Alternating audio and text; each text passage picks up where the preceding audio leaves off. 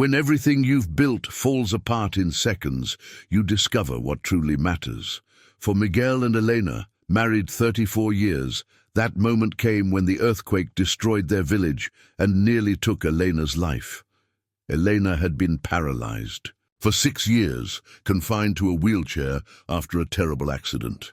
As they searched through the rubble of their destroyed church, Miguel found something incredible. The Virgin Mary statue, perfectly intact among the ruins. He picked it up carefully and turned to his wife. That's when the impossible happened. Elena felt something she hadn't experienced in years, sensation in her legs. Slowly, shakily, she stood up from her wheelchair for the first time since her accident. But could this miracle be real, or were they both in shock from the disaster?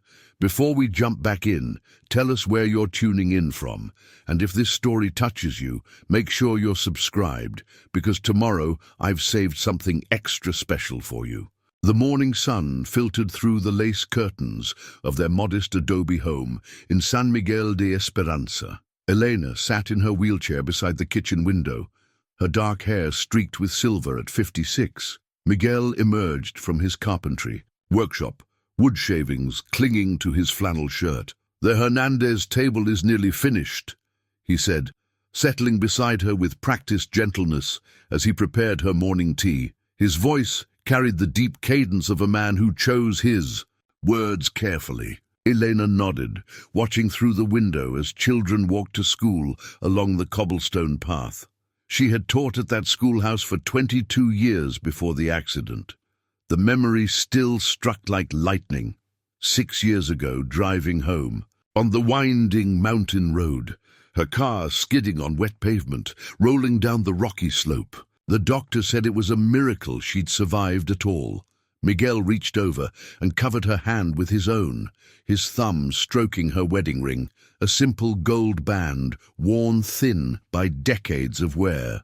He'd developed an intuition for her darker moments when the weight of her limitations pressed down like storm clouds. "Rosa mentioned that Senora Martinez would welcome your help with the reading program," Miguel said gently. "What could I offer from this chair?" Elena's smile didn't reach her eyes. "The same thing you've always offered, your heart, your wisdom." Before the accident, Elena had been the village's unofficial counselor. Now that same compassion turned inward, creating a well of empathy that sometimes threatened to drown her. Their morning routine continued as it had for 6 years.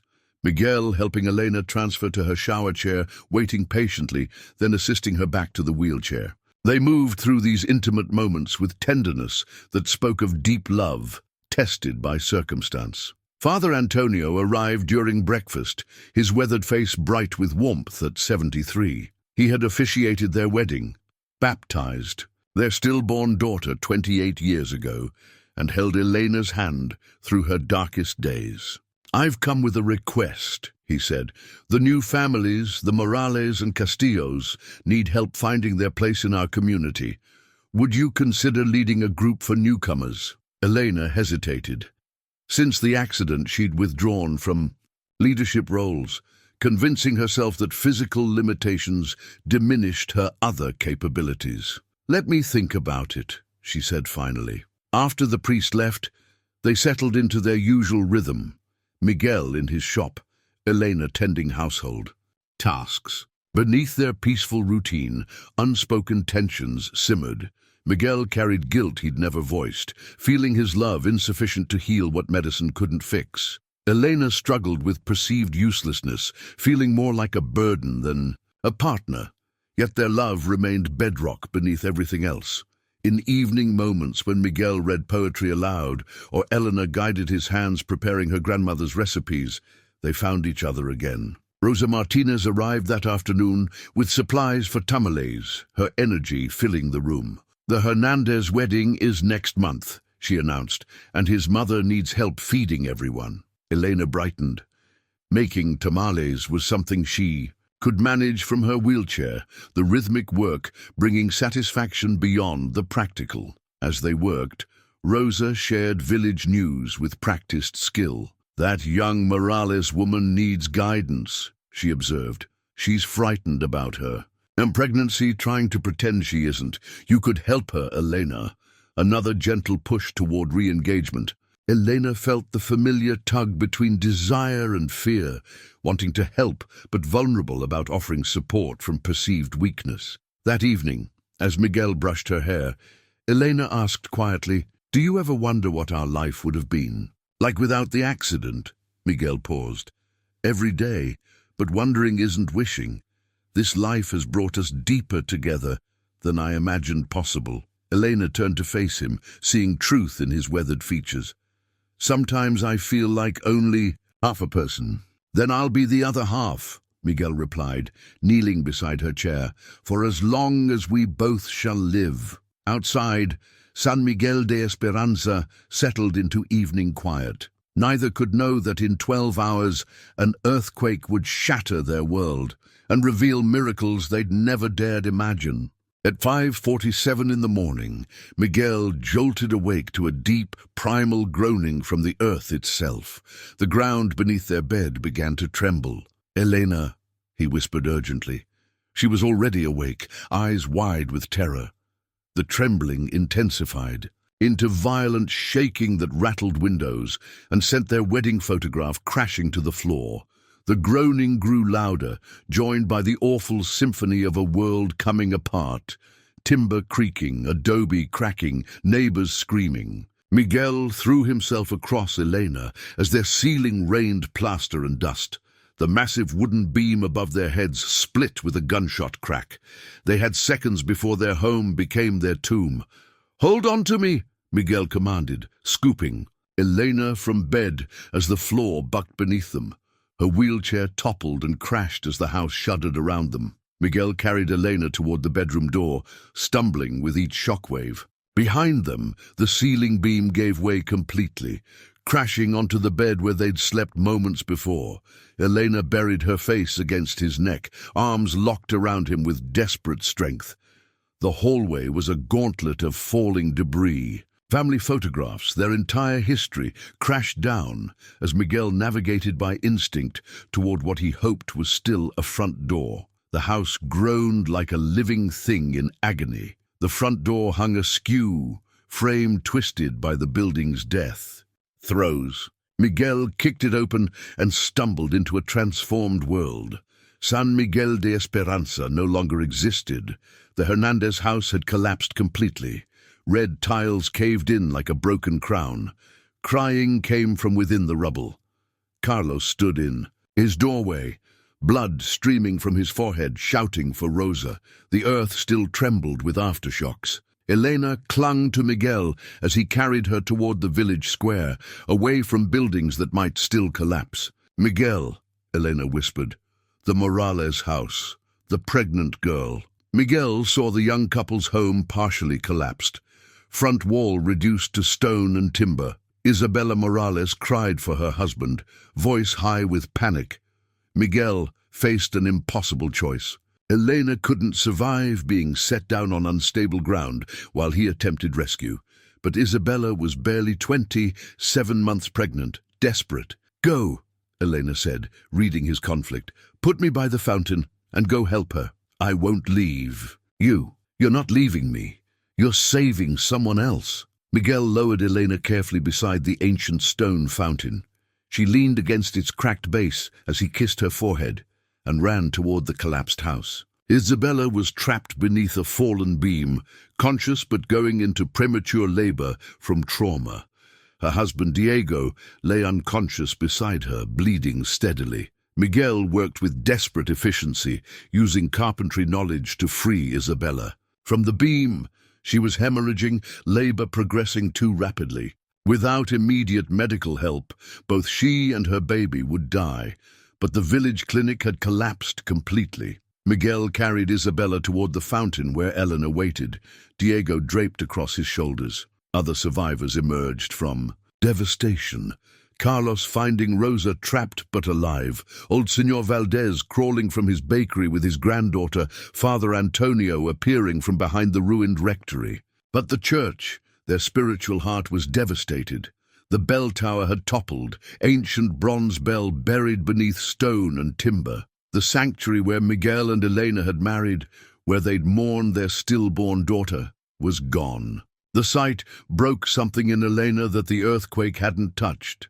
She began weeping, not from fear, but from grief so profound it echoed the earth's groaning. This building had been more than architecture.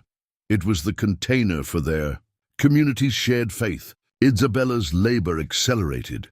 Elena, despite her shock, focused on immediate need. She directed Miguel to find clean cloth and water while she used decades of unofficial midwifery skills. Rosa, though injured, joined them in protecting the laboring woman. As dawn broke, Isabella brought new life into a devastated world. The baby, a daughter, was born healthy and strong, first cries mixing with aftershock rumbles.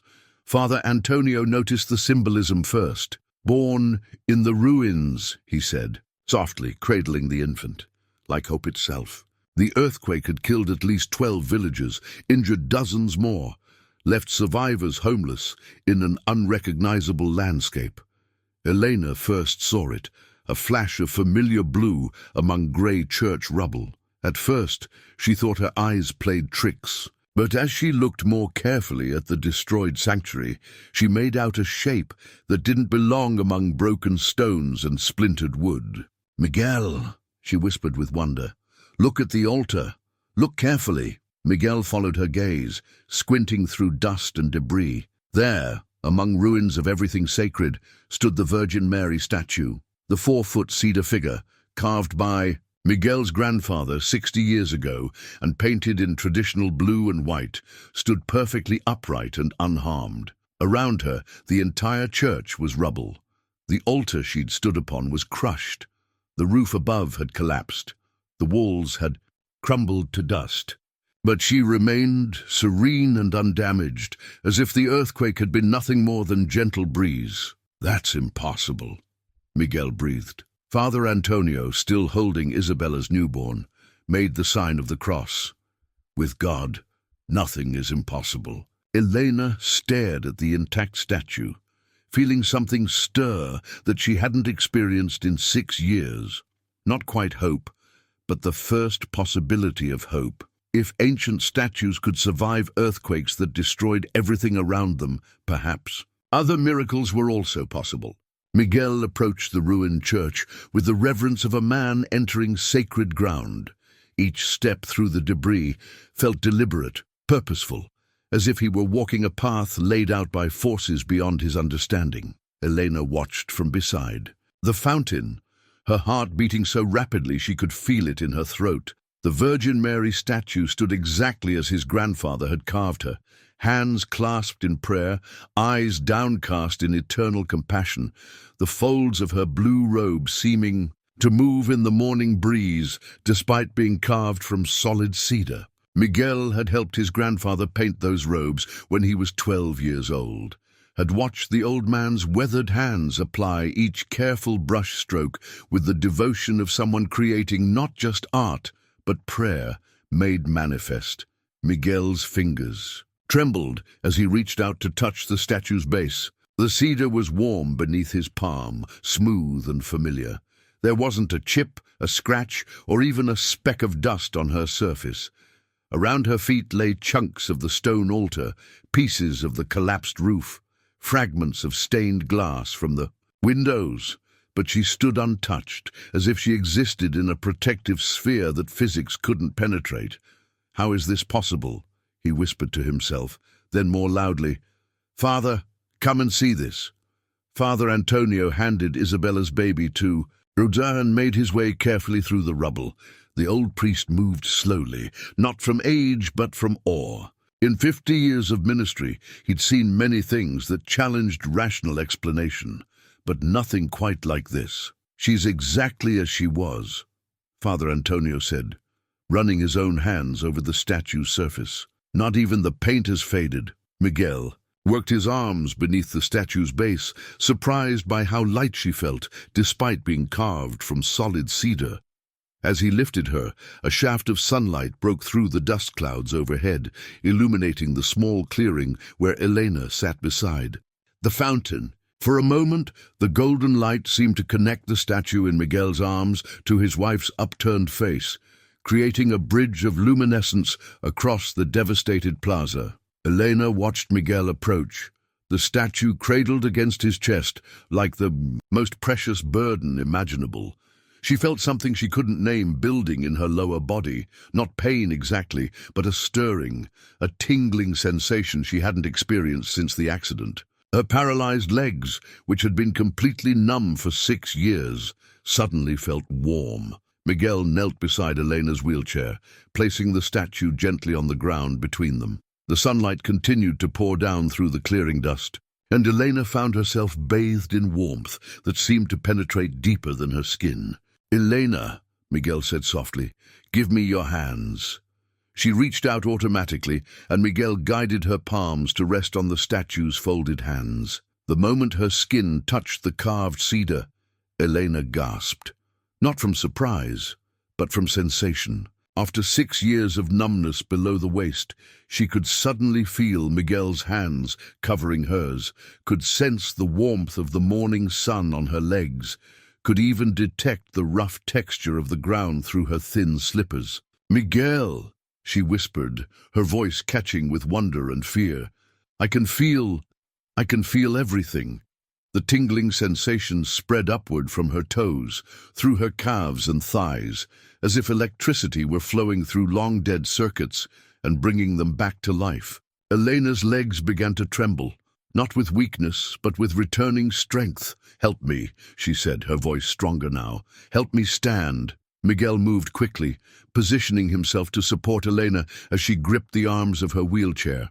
Around them, other survivors had begun to notice what was happening. Rosa stood frozen with Isabella's baby still in her arms. Carlos, blood still trickling from his head wound, stopped his search through the rubble to stare. Father Antonio dropped to his knees, his lips moving in silent prayer. Elena pushed against the wheelchair arms, her leg muscles responding for the first time in 6 years. The movement was unsteady, uncertain, like a newborn colt finding its footing. But she was rising, inch by impossible inch, until she stood fully upright beside her wheelchair. The silence that fell over the devastated plaza was complete, except for the distant rumble of aftershocks. Elena swayed slightly, Miguel's hands steady at her waist, her own hands still touching the Virgin Mary statue. "I'm standing," she said, the words barely audible. Then louder, with growing amazement, "Miguel, I'm standing!" Father Antonio's voice rose in a prayer of thanksgiving, his words in Latin carrying across the rubble with the weight of centuries. Rosa began to weep, clutching the newborn baby closer to her chest. Carlos called out to his wife, and soon other survivors were emerging from their search and rescue efforts to witness what was unfolding beside the fountain. Elena took her first step in 6 years. It was tentative, shaky, but unmistakably real. Her right foot lifted, moved forward, touched the ground with solid contact. Then her left foot followed. Miguel walked beside her, his arm around her waist, not supporting her weight but simply staying close as she rediscovered the miracle of mobility. The small crowd of survivors watched in stunned silence as Elena completed a slow circle around the Virgin Mary statue. Her steps grew more confident with each movement, her face radiant with joy and disbelief. When she completed the circle, she looked up at Miguel with tears streaming down her cheeks. "It's real," she said. "I'm really walking." Miguel pulled her into an embrace that lasted long enough for both of them to absorb the magnitude of what had just occurred. In a morning that had brought the worst devastation of their lives, they had also witnessed something that challenged every assumption about what was possible. Rosa was the first to find her voice. "Elena, how do you feel? Are you in pain?" Elena considered the question carefully. Her legs felt different, not weak or damaged as they had been immediately after. The accident, but strong and responsive. The chronic ache that had settled into her lower back from years of wheelchair use was completely gone. "I feel normal," she said with wonder. "Better than normal. I feel like I did before the accident, but somehow stronger, Word began to spread among the survivors with the speed that only miraculous news can travel. Diego Morales, who had regained consciousness just as his daughter was being born, struggled to his feet to witness Elena's transformation. The baker, Senor Valdez, crossed himself repeatedly while holding his granddaughter's hand. Father Antonio approached the statue with deep reverence, his trained theological mind trying to process what his eyes had seen. In seminary, he'd studied the Church's position on miracles, the careful investigation required, the skepticism that must be balanced with faith. But seminary had never prepared him for watching a woman he'd known for 30 years rise from her wheelchair and walk for the first time in 6 years. This statue, Father Antonio said, his voice carrying the authority of his office, has stood in our church for over 60 years. Miguel's grandfather carved her during the drought of 1963, when our village was dying for lack of rain. Within a week of her completion, the rains came and saved our crops. Elena looked down at the statue, still feeling the warmth where her hands had touched the carved cedar. She survived the earthquake that destroyed everything around her, and now she's given you back your legs, Miguel finished, his voice thick with emotion and awe. As if in response to their conversation, another aftershock rolled through the ground beneath their feet. Elena swayed slightly, but remained standing, her balance sure and strong. The contrast was striking. Just hours ago, an earthquake had stolen everything they owned and devastated their community. Now, in the presence of an impossibly intact statue, Elena had received back something she'd lost 6 years before the earthquake had even struck. But even as they marveled at the miracle, practical concerns pressed in around them. They had no homes, no medical facility, no clean water or food supply. Isabella and her newborn daughter needed proper medical attention. The injured needed treatment. The dead needed burial. Elena looked around at the devastated village. Then, at the statue that had somehow restored her mobility. With sudden clarity, she understood that the miracle hadn't been given just for her benefit. In a community facing its darkest hour, hope had taken the form of restoration. Not just of her damaged body, but of their damaged faith in the possibility that even the most broken things could be made whole again. The first night after the miracle, Elena couldn't sleep. Not from discomfort, her body felt more alive and pain-free than it had in years, but from the sheer wonder of sensation returned. She lay beside Miguel on the thin mattress Father Antonio had found in the church's undamaged storage room, feeling everything. The rough texture of the wool blanket against her legs, the firm support of the ground beneath the mattress, even the subtle shift of her feet as she moved them experimentally. Under the covers, Miguel dozed fitfully beside her, his carpenter's hands still bearing cuts from the day's rescue efforts. They'd spent hours helping other survivors, Elena actually walking, through the rubble to comfort the injured and bereaved. Her presence had brought something to the devastated community that went beyond mere hope. When people saw her moving freely through the destruction, they began to believe that restoration was possible even in the face of complete loss. The temporary shelter that had been established in the village square buzzed with quiet activity despite the late hour. Families huddled around small fires, sharing what food had been salvaged from the ruins.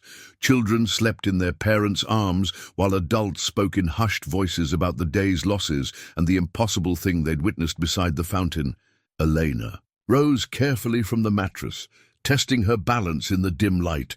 6 months ago, such a movement would have required Miguel's help and her wheelchair. Now she simply stood and walked toward the window, her bare feet silent on the cold floor. Through the cracked glass, she could see the Virgin Mary statue, now positioned near the fountain where Father Antonio had created a small shrine with salvaged candles and flowers. "Can't sleep either?" Miguel's voice came softly from behind her. Elena turned to find him sitting up, his dark eyes reflecting the candlelight from the makeshift shrine outside. "I keep thinking I'll wake up and find this was all a dream." The Earthquake, yes, but also... She gestured at her legs, still marveling at their responsiveness. Miguel joined her at the window, his arm settling naturally around her waist. Together they watched the gentle flicker of candles around the statue, each flame representing someone's prayer, someone's hope for their own restoration. "Rosa brought something today," Miguel said quietly. "She found it in the ruins of your schoolhouse." He produced a water-damaged notebook from beside their mattress, Elena's teaching journal from the year before her accident. The leather cover was stained and warped, many of the pages stuck together, but Elena recognized it immediately. She'd kept detailed notes about each of her students, their struggles and achievements, their dreams and fears. Elena opened the journal carefully, and loose pages fell out. Lesson plans she'd written, sketches of classroom activities, pressed flowers from the school garden that the children had given her. One page, less damaged than the others, contained her notes about Maria Santos, now the young mother whose baby had been born the morning after the earthquake. "I taught her to read," Elena whispered, tracing the faded ink with her finger. "She was so shy, convinced she wasn't smart enough.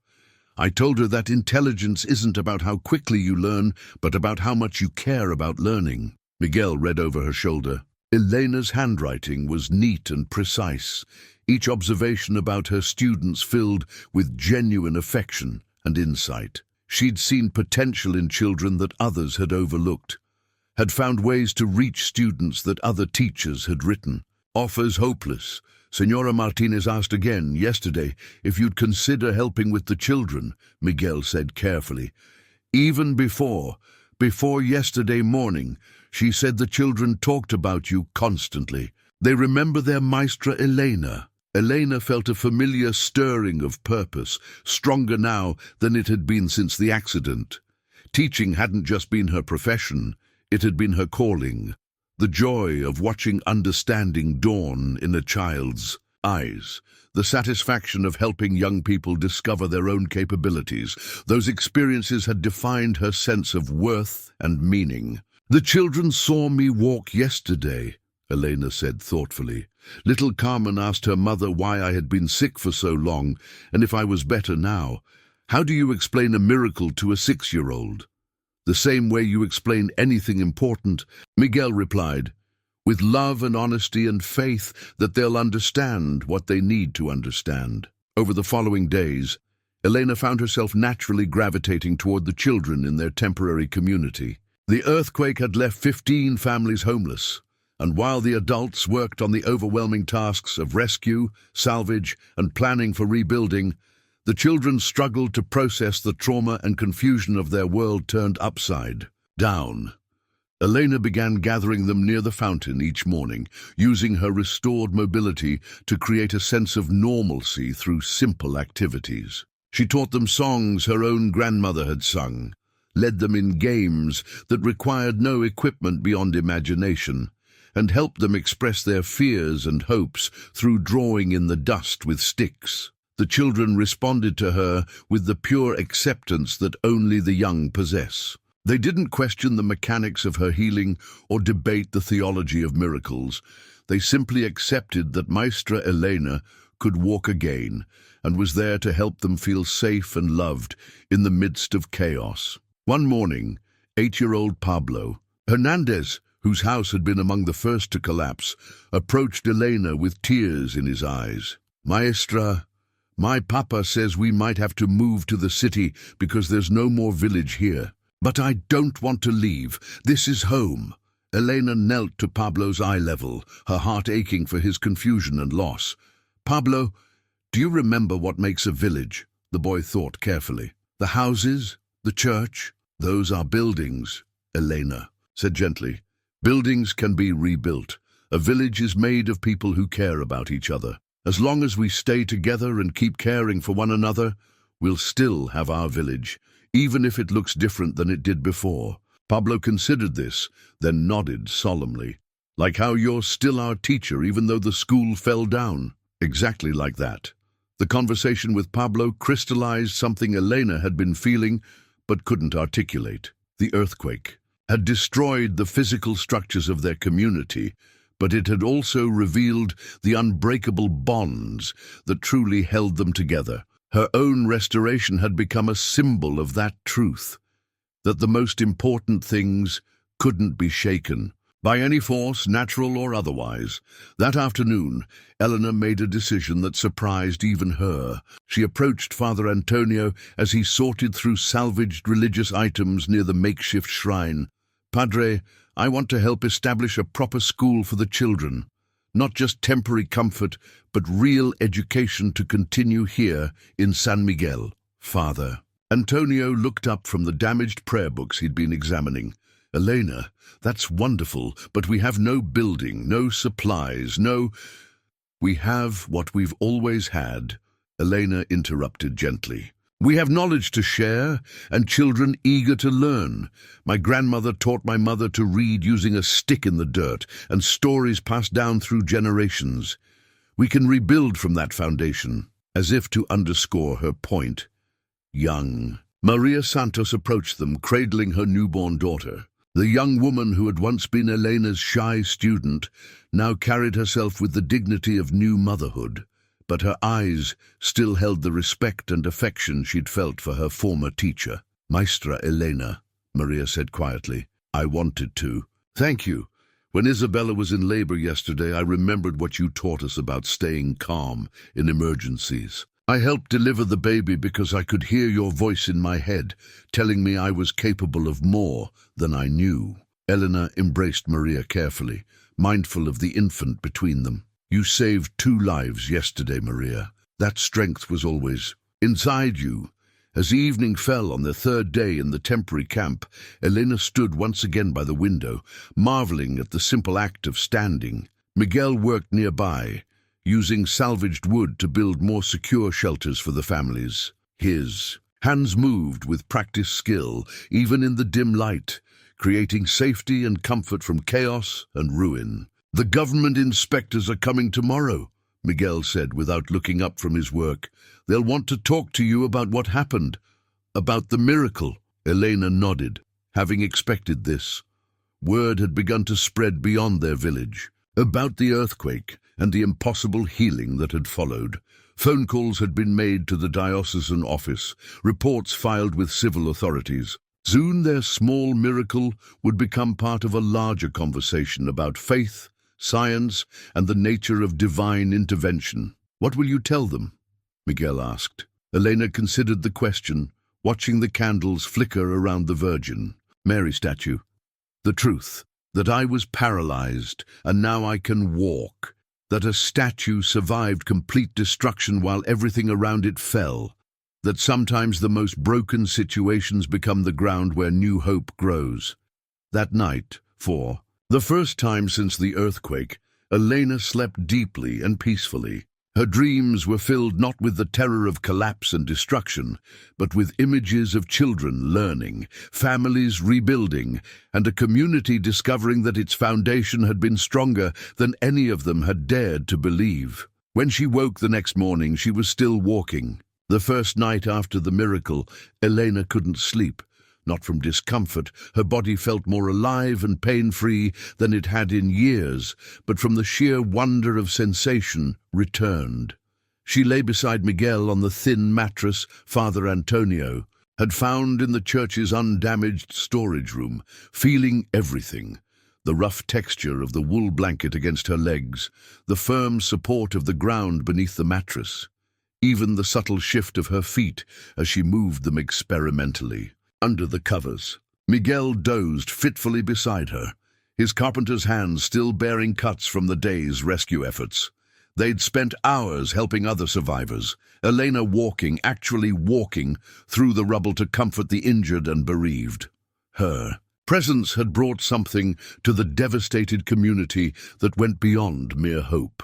When people saw her moving freely through the destruction, they began to believe that restoration was possible even in the face of complete loss. The temporary shelter that had been established in the village square buzzed with quiet activity. Despite the late hour, families huddled around small fires, sharing what food had been salvaged from the ruins. Children slept in their parents' arms, while adults spoke in hushed voices about the day's losses and the impossible thing they'd witnessed beside the fountain. Elena rose carefully from the mattress, testing her balance in the dim light. 6 months ago, such a movement would have required Miguel's help and her wheelchair. Now she simply stood and walked toward the window, her bare feet silent on the cold floor. Through the cracked glass, she could see the Virgin Mary statue, now positioned near the fountain, where Father Antonio had created a small shrine with salvaged candles and flowers. "Can't sleep either?" Miguel's voice came softly from behind. Her. Elena turned to find him sitting up, his dark eyes reflecting the candlelight from the makeshift shrine outside. "I keep thinking I'll wake up and find this was all a dream. The earthquake, yes, but also—" She gestured at her legs, still, marveling at their responsiveness. Miguel joined her at the window, his arm settling naturally around her waist. Together they watched the gentle flicker of candles around the statue, each flame representing someone's prayer, someone's hope for their own restoration. "Rosa brought something today," Miguel said quietly. "She found it in the ruins of your schoolhouse." He produced a water-damaged notebook from beside their mattress, Elena's teaching journal from the year before her accident. The leather cover was stained and warped. Many of the pages stuck together, but Elena recognized it immediately. She'd kept detailed notes about each of her students, their struggles and achievements, their dreams and fears. Elena opened the journal carefully, and loose pages fell out. Lesson plans she'd written, sketches of classroom activities, pressed flowers from the school garden that the children had given her. One page, less damaged than the others, contained her notes about Maria Santos, now the young mother whose baby had been born the morning after the earthquake. "I taught her to read," Elena whispered, tracing the faded ink with her finger.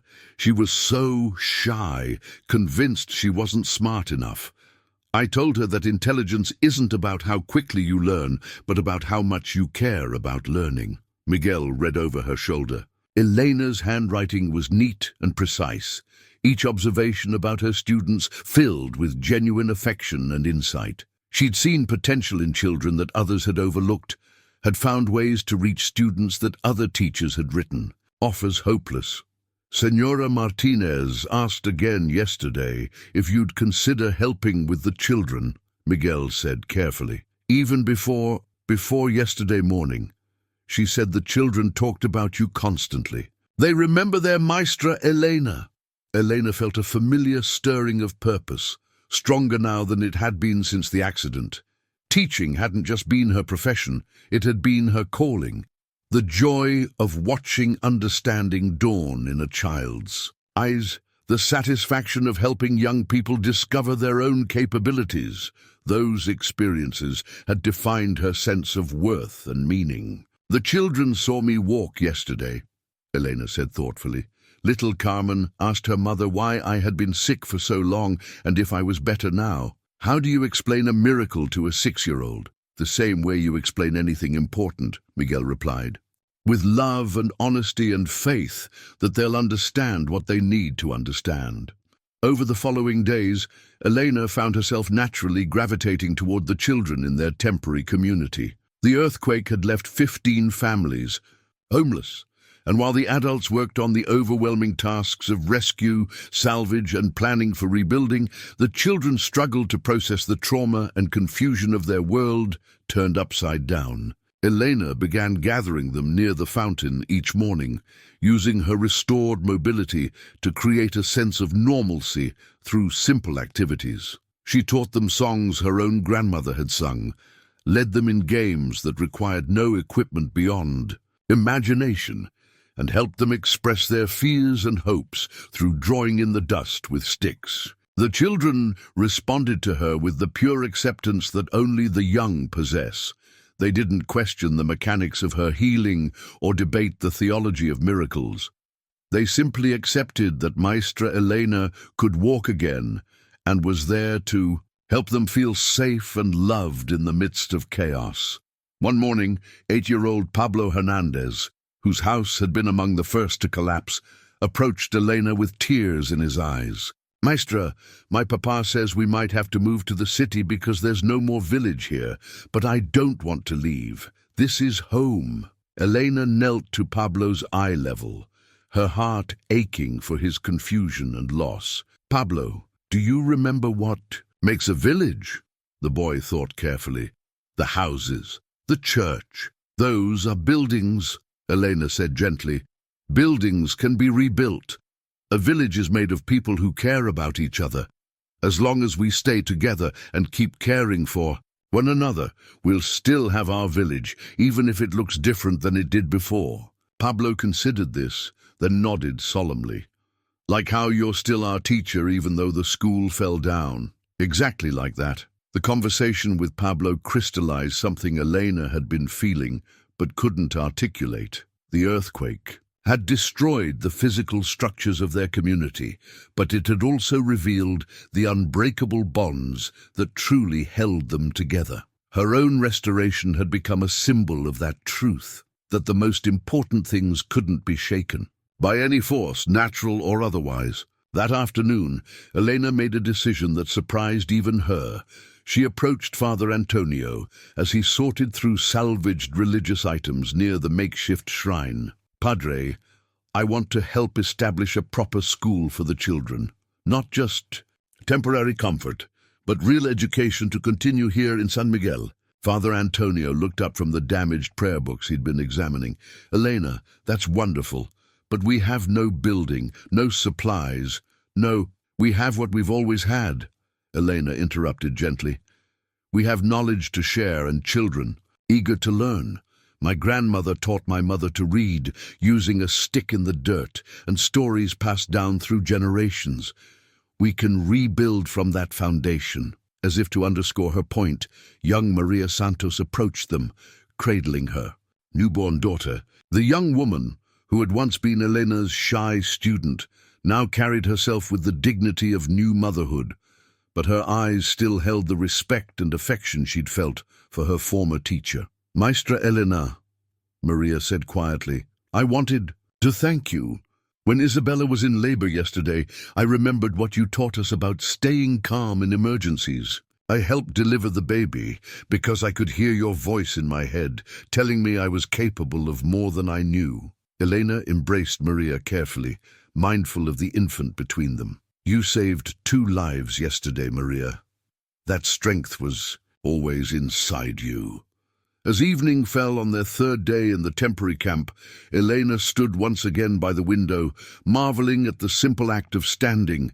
Miguel worked nearby, using salvaged wood to build more secure shelters for the families. His hands moved with practiced skill, even in the dim light, creating safety and comfort from chaos and ruin. The government inspectors are coming tomorrow, Miguel said, without looking up from his work. They'll want to talk to you about what happened, about the miracle. Elena nodded, having expected this. Word had begun to spread beyond their village, about the earthquake and the impossible healing that had followed. Phone calls had been made to the diocesan office, reports filed with civil authorities. Soon their small miracle would become part of a larger conversation about faith, science, and the nature of divine intervention. What will you tell them? Miguel asked. Elena considered the question, watching the candles flicker around the Virgin Mary statue. The truth, that I was paralyzed and now I can walk, that a statue survived complete destruction while everything around it fell, that sometimes the most broken situations become the ground where new hope grows. That night, for the first time since the earthquake, Elena slept deeply and peacefully. Her dreams were filled not with the terror of collapse and destruction, but with images of children learning, families rebuilding, and a community discovering that its foundation had been stronger than any of them had dared to believe. When she woke the next morning, she was still walking. 2 weeks after the earthquake, Miguel spread his hand-drawn blueprints across a makeshift table constructed from salvaged timber and concrete blocks. The morning sun illuminated his careful sketches, plans for a new church that would honor the past while embracing the reality of their changed circumstances. Elena leaned over his shoulder, studying the design with the keen eye of someone who understood both structure and community needs. Miguel had incorporated elements from the original church, the bell tower position, the traditional sanctuary layout, but had also added features that reflected their experience of the last 2 weeks. A healing garden here, Elena pointed, to an open area beside the main sanctuary, where people can pray quietly, away from crowds. Miguel nodded, adding notes to his sketch. And classrooms attached to the main building, so the children's education is literally connected to their spiritual formation. The blueprints represented more than architectural planning. They embodied hope made tangible, a community's commitment to rebuild not just structures, but also dreams. Miguel's carpentry skills, honed over 30 years of crafting furniture and repairing homes, had expanded to encompass a vision of restoration that went far beyond individual projects. Elena had grown stronger with each passing day, not just physically, but in her sense of purpose and calling. The pilgrims who had stayed after her honest speech had formed an unexpected extended community. Some offered practical skills. A retired teacher from Guadalajara helped establish the outdoor school. An electrician from Monterrey volunteered to wire the temporary shelters. Others contributed simply by sharing their stories and creating bonds of understanding across different backgrounds and circumstances. Among those who remained was Carlos Mendoza, Miguel's lifelong friend whose leg had been crushed in the earthquake. The injury would leave him permanently disabled, requiring the use of crutches and likely a wheelchair for longer distances. Elena had spent considerable time with Carlos, sharing insights from her own experience with disability and helping him navigate the emotional landscape of sudden physical limitation. "You know what's strange?" Carlos said one afternoon, as he and Miguel worked together on framing for the new church foundation. "I used to feel sorry for Elena after her accident. I thought her life was diminished somehow, that she was only half of who she used to be." Miguel paused in his hammering, waiting for his friend to continue. "Now I understand that I was the one who was only seeing half. Elena's accident didn't make her less than she was. It revealed depths of strength and wisdom that had always been there." Carlos adjusted his position on his crutches, finding a comfortable angle to continue working. "Maybe my injury will do the same thing for me." Elena overheard this conversation from where she sat nearby with a group of children, helping them practice reading using salvaged books and materials written on smooth pieces of wood. The informal school had grown to include not just local village children, but also young people from the pilgrim families who had decided to stay and help with rebuilding efforts. She smiled at Carlos's words, remembering her own journey from the devastating self-pity of early disability to the hard-won acceptance that had preceded her miraculous healing. The irony wasn't lost on her that her years in a wheelchair had prepared her perfectly for the role she now played in their expanding community. Someone who understood that wholeness came in many forms and that limitations often revealed hidden strengths. Dr. Ramirez had extended her stay beyond her original disaster relief mission, fascinated not just by Elena's impossible healing, but by the broader patterns of resilience and adaptation she was observing in the community. She had begun documenting what she called collective healing, the ways that individual trauma could be transformed through community support and shared purpose. "Elena," Dr. Ramirez approached her during the afternoon teaching session, "I've been thinking about your case from a different angle.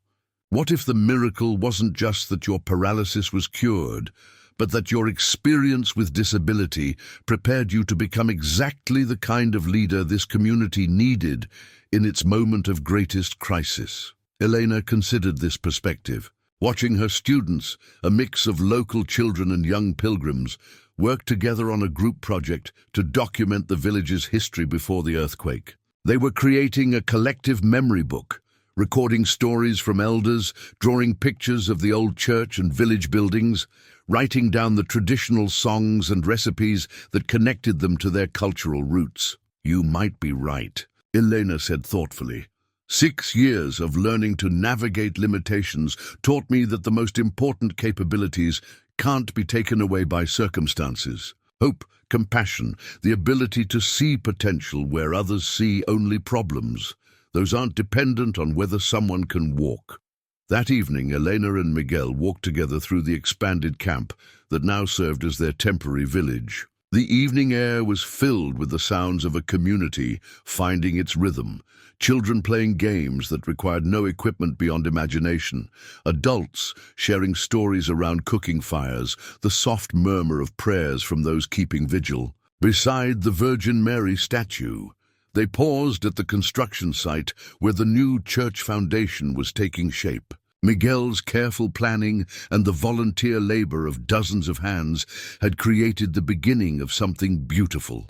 A structure that would be both familiar and entirely new. "Miguel," Elena said, taking his hand as they stood beside the cornerstone that had been blessed by Father Antonio, "do you ever wonder why the miracle happened when it did?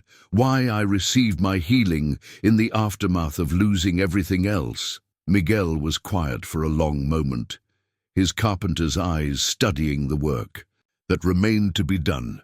"I think maybe the earthquake didn't just destroy things, it also revealed them.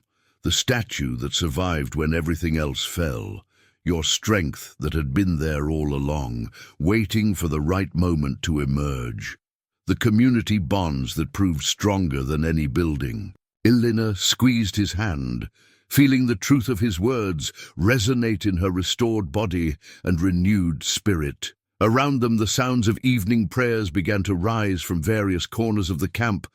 Different traditions, different languages, but all expressing the fundamental human need to give thanks for unexpected grace and to ask for continued strength to meet tomorrow's challenges. As they walked back toward their own shelter, Elena noticed a young woman she didn't recognize sitting alone beside the statue, tears streaming down her face.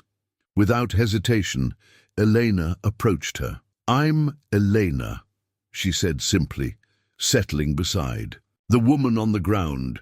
"You look like you could use a friend." The woman looked up, surprised by the kindness in Elena's voice. "I'm Isabella, not the one who had the baby, a different Isabella. I came here hoping for a miracle. My son has leukemia, and the doctors say there's nothing more they can do." Elena listened as Isabella poured out her story. The fear, the desperation, the crushing weight of watching a child suffer while feeling powerless to help. When Isabella finished, Elena spoke with the wisdom earned through her own journey through loss and restoration. "I can't promise you the specific miracle you're seeking," Elena said gently, "but I can promise you this: you don't have to carry this burden alone. And sometimes the healing we need most is different from the healing we think we want." They sat together in comfortable silence as night settled over San Miguel de Esperanza, two women bound by the shared experience of hope, tested by circumstances beyond their control, finding strength in the simple act of witnessing each other's pain and perseverance. Elena was searching through the ruins of her childhood home when she found the letter. 3 weeks had passed since the earthquake, and she'd finally felt emotionally ready to sift through the remnants of the house where she'd grown up, where her parents had lived until their deaths 5 years earlier. The adobe walls had collapsed almost completely, leaving only scattered fragments of a lifetime's accumulation of memories. Elena worked carefully through the debris, salvaging photographs, her mother's jewelry, her father's carpentry tools, the small treasures that connect us to those we've lost. The letter was tucked inside her father's old Bible, yellowed with age and sealed with wax that had somehow protected it from the earthquake's destruction. Elena's name was written on the envelope, in her father's careful handwriting, along with a date from 7 years ago, 1 year before her accident. Her hands trembled as she broke the wax seal and unfolded the pages inside. The letter was written in Spanish, her father's native language, and began with words that made her stomach clench with dread.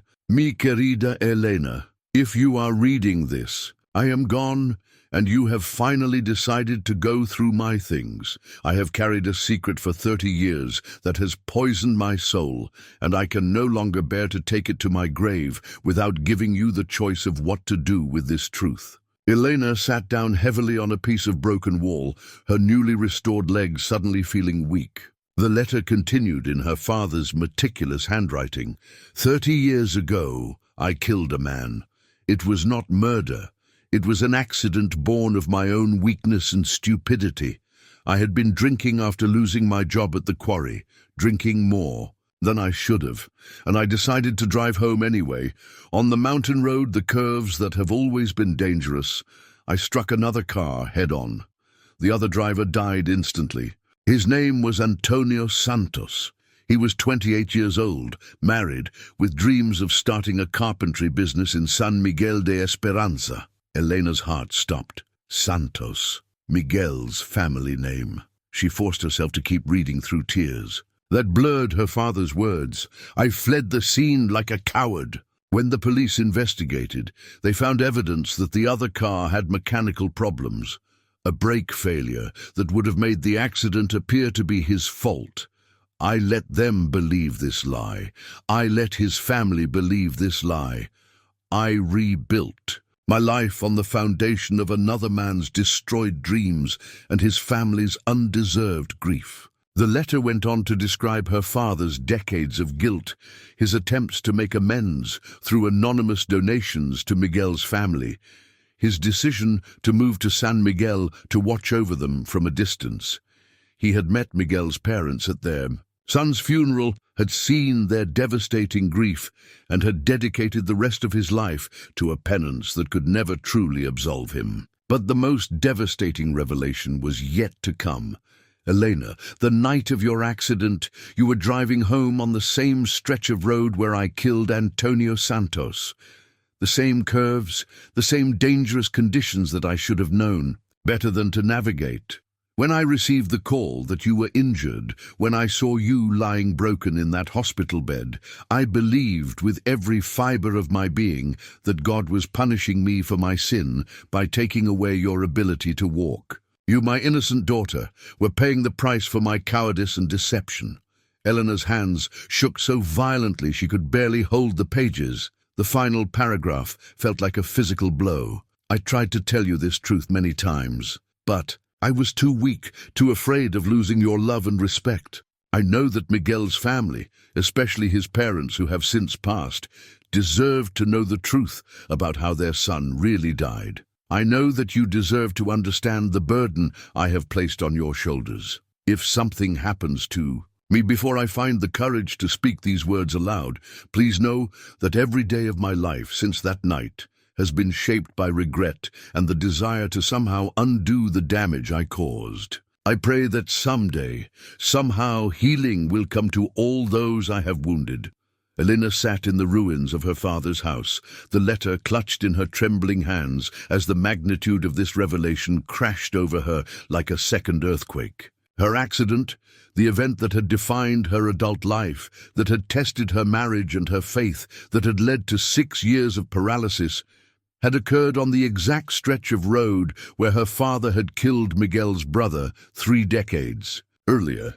Miguel's brother, the man she'd never known, whose death had shaped Miguel's family's history in ways she was only beginning to understand. She remembered Miguel mentioning Antonio only rarely, usually when he was working with his tools or talking about the carpentry business he'd inherited from his father. My brother would have been a better carpenter than me, Miguel had said. Once, he had gentler hands, more patience with the wood. Elena thought about Miguel's parents, who had died 5 years earlier.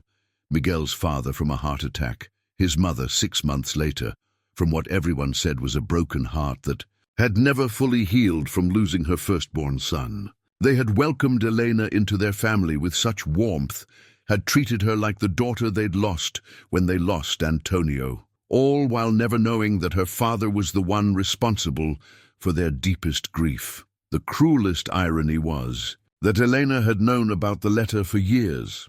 She discovered it accidentally when helping care for her father during his final illness, but had never found the courage to read it or to tell Miguel about its existence. She'd hidden it away, telling herself she would deal with it someday when she felt stronger, when the time felt right. But the right time had never come. And now, in the aftermath of her miraculous healing, she was faced with a truth that threatened to destroy the very foundation of her marriage. Elena's mind raced through the implications. Miguel had never known the true circumstances of his brother's death. He'd lived his entire adult life believing it was a random tragedy, a cruel twist of fate that had claimed a young life. Now she possessed knowledge that would shatter that understanding and force him to confront the fact that their love story was built on a foundation of deception and concealed guilt. More than that, Elena realized with growing horror that her own healing might take on a completely different meaning in light of this revelation. What had seemed like a divine blessing might be reinterpreted as cosmic justice, a balancing of scales that had been tipped by her father's crime 30 years earlier. Had God restored her ability to walk as compensation for the walking that had been stolen from Miguel's family when Antonio died? Was her miracle tainted by the blood debt her father had never paid? Elena folded the letter carefully and placed it inside her jacket, close to her heart, where its weight felt like a stone. She looked around at the ruins of her childhood home, at the debris that represented a lifetime of accumulated memories and shared experiences. Everything she'd thought she knew about her family's history, about the origins of her relationship with Miguel, about the meaning of her recent healing, all of it was now cast in a different light. As she walked back toward the temporary village, Elena felt the joy of her restored mobility battle with the crushing weight of inherited guilt. Each step reminded her of the miracle she'd received, but also of the steps that Miguel's brother would never take, the carpentry projects he would never complete, the family he would never build. The Virgin Mary statue came into view as Elena approached the camp, surrounded as always by pilgrims seeking their own miracles. But now Elena saw it differently, not just as a symbol of divine intervention, but as a witness to the complex web of human actions and consequences that stretched across generations. She had a choice to make. She could destroy the letter and carry its secret to her own grave, protecting Miguel from knowledge that would cause him immense pain. Or she could honor her father's final wish and speak the truth, even if that truth destroyed the peace they'd found together. As Elena stood before the statue that had somehow restored her broken body, she realized that her greatest healing might require her to break Miguel's heart. Elena carried her father's letter for 3 days, like a burning coal against her chest.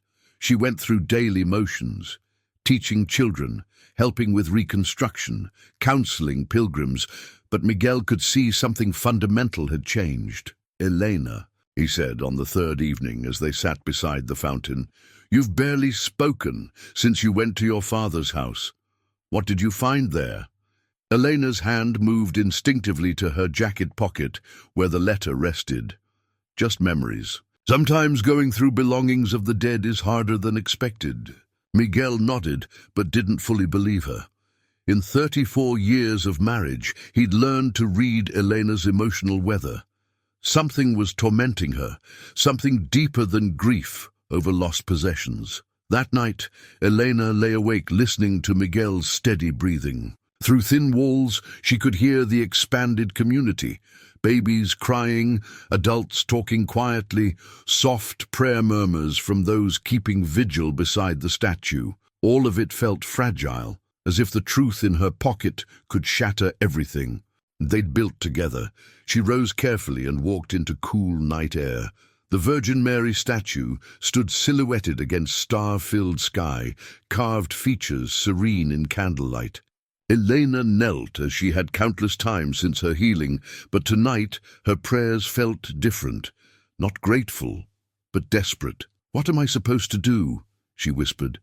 "How do I choose between truth and kindness?" Father Antonio emerged from shadows, white hair luminous in moonlight. "Heavy thoughts, my child." Elena felt the letter's weight against her ribs. Father Antonio had been Miguel's family priest when Antonio was killed 30 years ago. He had officiated the funeral, comforted. Miguel's parents watched the family struggle to understand such random, senseless loss. "Padre, do you believe miracles can be tainted by circumstances surrounding them?" Father Antonio considered carefully.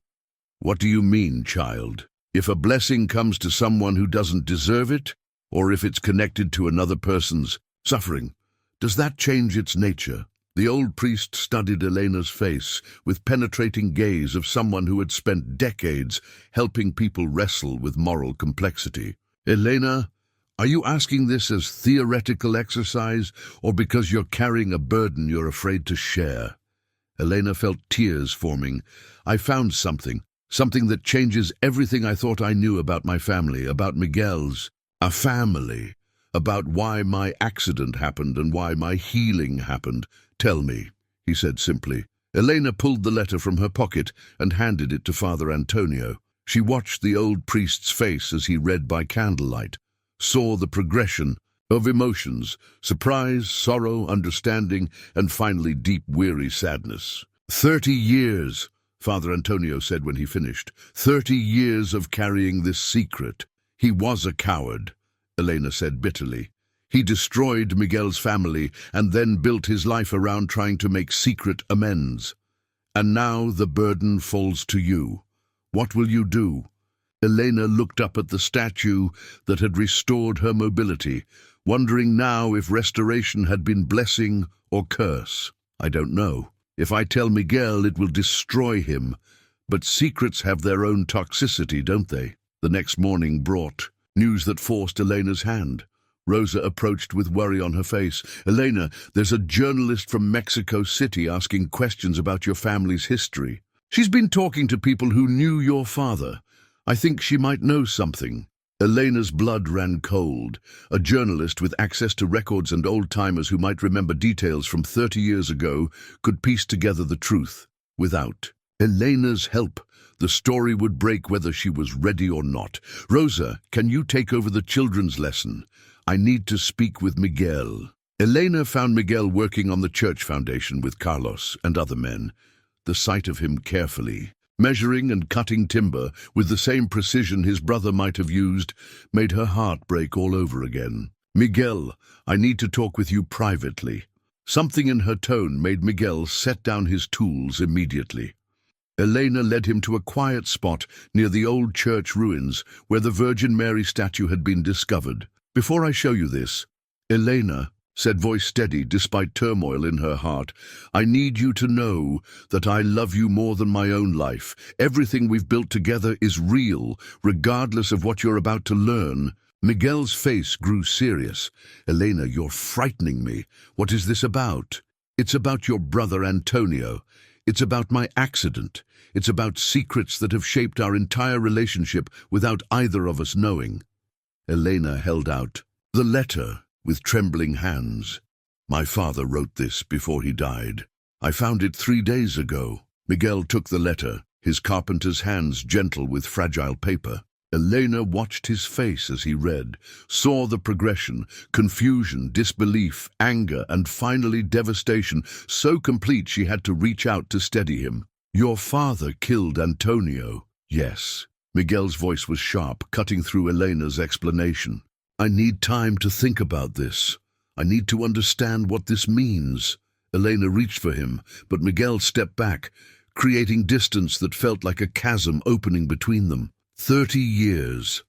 I've wondered why Antonio had to die, and all. This time, there was someone responsible, and that someone was the father of the woman I fell in love with. "Did you know?" Miguel asked suddenly. "When we were courting, when we got married, did you know what your father had done?" "No. I only found the letter 3 days ago." "But you've known for 3 days and said nothing." The accusation hung between them like a blade. Elena felt its truth cut deep. She had known, and she had chosen silence, just as her father had chosen silence for 30 years. "Elena, the woman I married, would have told me immediately. She would have trusted me with the truth, no matter how painful." Elena felt something inside her chest break apart. The foundation of trust that had sustained their marriage through every previous crisis was crumbling beneath inherited secrets and delayed honesty. "I'm sorry," she whispered. "Miguel, I'm so sorry." Miguel looked at her for a long moment. Eyes, reflecting pain so deep it seemed to echo across generations. Then he turned and walked away, leaving Elena standing alone among ruins of the old church, the Virgin Mary statue watching silently over the wreckage of everything she had thought. It was unshakable. Miguel disappeared for 3 days. Not literally. Elena could see him working on the far side of the construction site, could catch glimpses of him helping other families with repairs and carpentry projects. But he became as unreachable as if he had vanished into the mountains. He slept in Carlos's shelter. He took his meals with other families. When their paths crossed in the small confines of the temporary village, he acknowledged her with polite nods that cut deeper than any angry words could have. Miguel had withdrawn not just from Elena, but from their shared life, their shared mission, their shared understanding of what their marriage meant. Worse, Elena began to feel her physical healing wavering. On the 2nd day of Miguel's silence, she woke with numbness in her left leg. By the 3rd day, she needed help standing, and the familiar weakness that had defined 6 years of her life began creeping back into her body like an old enemy reclaiming territory. Dr. Ramirez examined her with growing concern. "Elena, your muscle tone is deteriorating rapidly. Your reflexes are diminishing. I don't understand the medical mechanism, but somehow your emotional state seems to be directly connected to your physical recovery."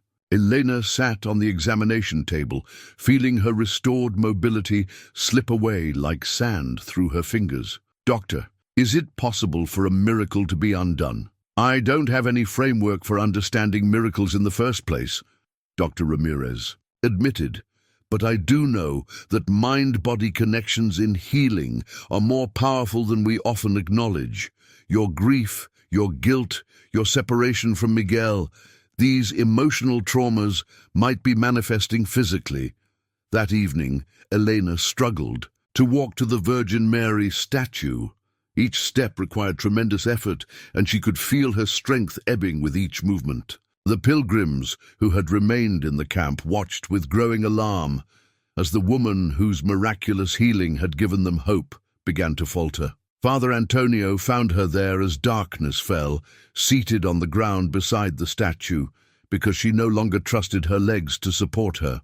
"Elena, you cannot let your father's sin destroy the grace you've received." "Maybe the grace was never meant for me," Elena replied, her voice hollow with exhaustion and despair. "Maybe it was always meant to be temporary, just long enough for me to understand what Miguel's family lost when my father killed Antonio." "That's not how divine love works," Father Antonio said firmly.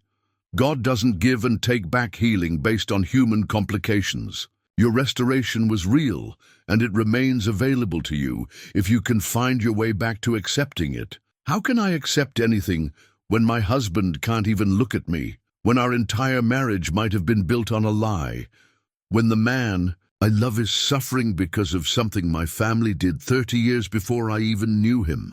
Father Antonio was quiet for a moment, watching the candles flicker around the statue. "Elena, I need to tell you something about Miguel that he might not tell you himself. After his brother died, Miguel blamed himself for years. He was supposed to be in the car with Antonio that night, but he'd stayed home with a fever for a long time. He believed that if he'd been there, he might have somehow prevented the accident, or at least died alongside his brother." Elena looked up, surprised by this revelation. "Miguel has carried survivor's guilt for 30 years, Father Antonio continued. "Learning that Antonio's death wasn't random might actually be less devastating to him than you think. Sometimes knowing there was a cause, even a terrible one, is easier to bear than believing that suffering is completely meaningless." Elena felt a spark of something, not quite hope, but the possibility of hope. "Do you think he could ever forgive?" "My father, forgive me?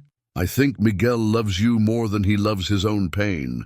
But he needs time to process this revelation, and he needs to come to forgiveness on his own terms, in his own way. The next morning, Elena received news that forced her to act, despite her weakened condition.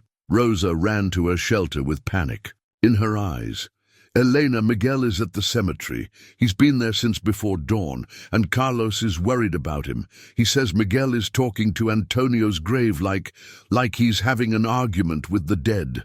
Elena struggled to her feet, requiring Rosa's help to maintain her balance. The walk to the cemetery, which would have been easy just a week earlier, now demanded every ounce of strength she possessed. But she had to reach Miguel. Whatever was happening to her physically, whatever consequences she might face, she couldn't let him wrestle with this revelation alone. She found Miguel kneeling beside a simple stone marker that read, "Antonio Santos, 1962-1994, beloved son and brother." Miguel's clothes were dusty, his hands dirty from working in the earth around the grave, and his eyes red from tears and sleeplessness.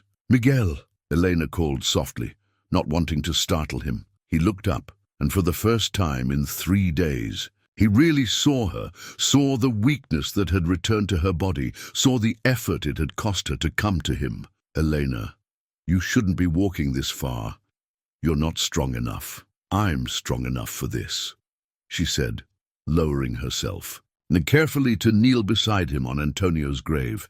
"Miguel, we need to talk." Miguel reached out instinctively to steady Elena as she knelt beside him, his protective instincts overriding 3 days of emotional withdrawal. Even in his pain, he couldn't bear to see her struggle. "Elena, you're losing your healing," he said, his voice thick with concern and something else, guilt. "Your legs are weak again." "Yes," Elena admitted, not trying to hide the tremor in her limbs. "I think maybe my body is responding to my heart, and my heart is breaking because I've lost you." Miguel looked down at his hands, still dirty from the flowers he'd been planting on Antonio's grave.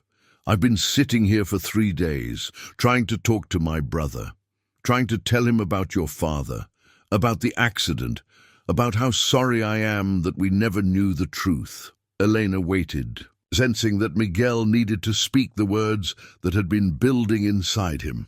"You know what the strangest part is?" Miguel continued. "I'm not angry at your father anymore. I was for about 6 hours after I read the letter. I wanted to rage and curse and demand justice that can never come.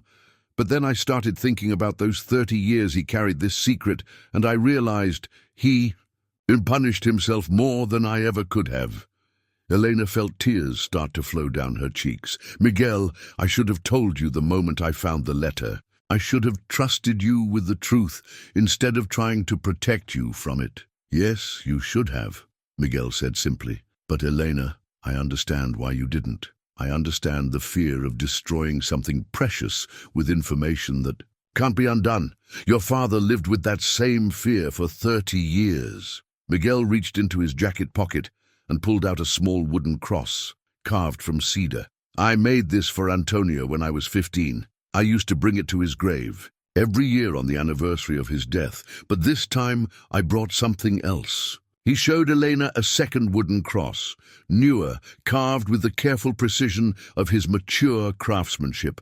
"I made this one for your father, because I realized that he's been carrying his own kind of death for 30 years.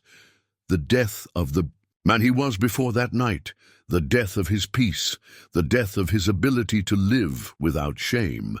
Elena stared at the 2 crosses, one weathered by years of annual visits, the other bright with fresh carving. "You forgive him?" "I'm trying to," Miguel said honestly.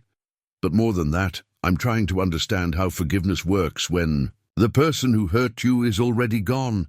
How do you extend grace to someone who can't receive it anymore?" Elena thought about her father, the way he'd aged with guilt, the way he'd devoted his later years to secret acts of kindness toward Miguel's family, the way he'd died carrying regret he'd never found the courage to speak aloud. "Maybe forgiveness isn't about them receiving it," Elena said slowly. "Maybe it's about us releasing the burden of carrying anger that has nowhere to go." Miguel nodded, placing both crosses on Antonio's grave. Elena, I need to tell you something that I've never told anyone. Not even you. The night Antonio died, we had fought. He wanted me to come with him to meet friends in the city, and I said no because I was tired and feeling sick. Our last words to each other were angry ones. For 30 years I've lived with the guilt of that argument, wishing I could take back those words. Elena reached for Miguel's hand, understanding now why Father Antonio had thought Miguel might find relief in knowing the truth about the accident. Learning that Antonio's death wasn't random doesn't make it hurt less, Miguel continued, but it does make it different. Instead of asking, why did this meaningless tragedy happen, I can ask, how do we heal from this purposeful wound? And that's a question that has answers. Elena felt something shift inside her chest. Not physical healing, but emotional release. Miguel, can you forgive me? Not just for keeping the secret, but for being the daughter of the man who killed your brother. For carrying that connection in my blood and my name? Miguel turned to face her fully, his eyes reflecting 34 years of shared love and now shared pain. Elena, you are not responsible for your father's choices any more than I am responsible for Antonio's death. We can't carry guilt for things that happened before we had the power to prevent them. He helped her to her feet, and Elena felt strength beginning to return to her legs. Not the miraculous instant restoration of 3 weeks earlier, but a gradual rebuilding that felt more solid, more permanent. But can you still love me? Elena asked, the question she'd been afraid to voice. Miguel pulled her into an embrace beside Antonio's grave, holding her with the fierce tenderness of someone who had almost lost what mattered most. Elena, I never stopped loving you. I stopped trusting myself to know how to love you well. But love, real love, doesn't disappear because of complicated circumstances. As they stood together in the cemetery, Elena felt her physical healing begin to return in earnest, not as a dramatic supernatural event, but as a quiet restoration that seemed to flow from the forgiveness they were offering each other. Miguel, Elena said against his chest, I want us to tell Antonio's story, the true story, including my father's part in it. I want the community to know what really happened, and I want them to see how healing can come even from the most broken situations. Miguel kissed the top of her head, breathing in the familiar scent of her hair. Together? Together, Elena confirmed, feeling her legs grow stronger with each moment they stood united beside the grave of the brother she would never meet but would honor for the rest of her life. 1 year after the earthquake, Elena stood in the doorway of the new church of San Miguel de Esperanza, watching Miguel place the final piece of trim around the altar where the Virgin Mary statue now resided permanently. The building was both familiar and transformed, incorporating elements of the old church while embracing a design that reflected everything the community had learned about resilience, forgiveness, and the complex nature of healing. The healing garden that Elena had suggested bloomed beside the sanctuary, filled with flowers planted by families who had found peace in the village's unusual story of restoration. Children from 3 neighboring communities attended the school that had grown from Elena's outdoor lessons into a proper educational center attached to the church building. Elena's own healing had stabilized into something different from the dramatic miracle of that first morning after the earthquake. Her mobility was complete and strong, but it carried within it a deeper understanding of the relationship between physical wholeness and spiritual wholeness. She had learned that true healing often required first breaking open, then allowing love to fill the broken places. The story of her father's connection to Antonio's death had become part of the village's official history. Miguel had insisted on commissioning a memorial plaque that honored both his brother and Elena's father, acknowledging the tragedy while also recognizing the power of forgiveness to transform even the most painful legacies. The plaque stood near the entrance to the church, where visitors could understand the full complexity of the grace they were witnessing. Dr. Ramirez had published a paper about Elena's case in a medical journal, carefully documenting the physical aspects of her healing while acknowledging the elements that remained beyond scientific explanation. She had concluded that Elena's recovery represented a convergence of factors, some medical, some psychological, some spiritual, that couldn't be separated into neat categories. The most important thing I learned, Dr. Ramirez had written, is that healing is not just a medical event, but a community phenomenon. Elena's physical restoration was inseparable from the emotional and spiritual restoration of the entire village. Elena walked through the completed church, running her hands along the wooden pews that Miguel had crafted with extraordinary care. Each piece of furniture bore subtle touches that honored the past while embracing the future. Antonio's initials carved discreetly into the altar rail, her father's name inscribed inside the reading stand, symbols of forgiveness and redemption, woven throughout the design.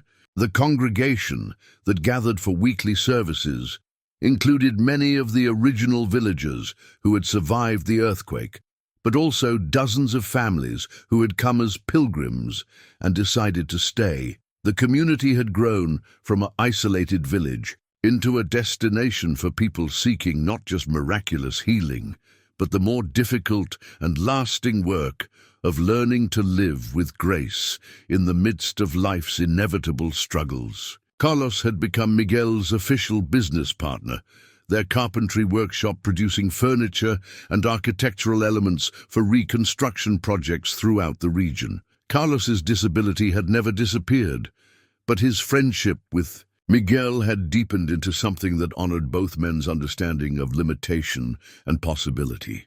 Isabella Morales, the young woman whose baby had been born in the earthquake's aftermath, now helped Elena coordinate the educational programs. Her daughter, Carmen, had become the unofficial mascot of the village, a living symbol of hope born from disaster. Father Antonio, now 74, moved more slowly, but continued to offer the kind of spiritual wisdom that helped people navigate the complex intersections of suffering and grace. He had officiated at 3 weddings and 24 baptisms in the new church, each ceremony carrying within it the community's hard-won understanding that sacred moments often emerge from the most unlikely circumstances. As evening fell, Elena found Miguel in the workshop behind their rebuilt home, putting finishing touches on a cradle commissioned by a young couple in the neighboring village. His hands moved with the same precision and care she'd admired for 35 years, but now she saw in his work a conscious honoring of his brother's memory. Each project completed with the devotion Antonio would have brought to the craft. "The Martinez baby is due next month," Miguel said, running his fingers along the smooth wood of the cradle's rail. "Their first child." Elena sat beside him on the workshop stool, watching him work. "Do you think Antonio would be proud of what we've built here?" Miguel paused in his sanding, considering the question with the care it deserved. "I think Antonio would be amazed that something beautiful could grow from something so painful. But yes, I think he would be proud, not just of the physical buildings, but of what we've learned about forgiveness and community." Elena picked up one of Antonio's old tools, a wood plane that Miguel had restored and still used regularly. The handle was worn smooth by 2 generations of careful hands, and Elena found comfort in the continuity it represented. "I received a letter today," Elena said, "from a woman in Guatemala whose daughter has been paralyzed for 8 years. She wants to bring her here, hoping for the same kind of healing I received." Miguel set down his sandpaper and looked at Elena. "Seriously, what did you tell her?" "I told her the truth, that I can't guarantee miracles, but that I can promise community. That sometimes the healing we receive isn't the healing we expected, but it's the healing we needed." Miguel smiled, reaching over to take Elena's hand. "And did you invite her to come?" "Of course, but I also sent her Father Antonio's meditation on healing, the one where he writes that every person who comes seeking restoration contributes to the healing of everyone else." As they sat together in the workshop, filled with tools passed down through generations, Elena felt the deep satisfaction that comes from understanding one's place in a story larger than individual experience. Her healing had been real and miraculous, but its greatest significance lay not in the restoration of her own mobility, but in the way it had opened space for an entire community to discover new possibilities for grace. Through the workshop window, they could see the Virgin Mary statue in the church, illuminated by candles and surrounded by flowers left by visitors from around the world. She remained exactly as Miguel's grandfather had carved her 60 years earlier, hands clasped in prayer, eyes downcast in eternal compassion, a witness to the truth that the most broken situations can become the ground where new hope grows. Elena rose from her stool, her movement strong and sure, and embraced Miguel from behind as he returned to his careful work. Together they continued the quiet labor of building something beautiful from the materials that loss and love had given them.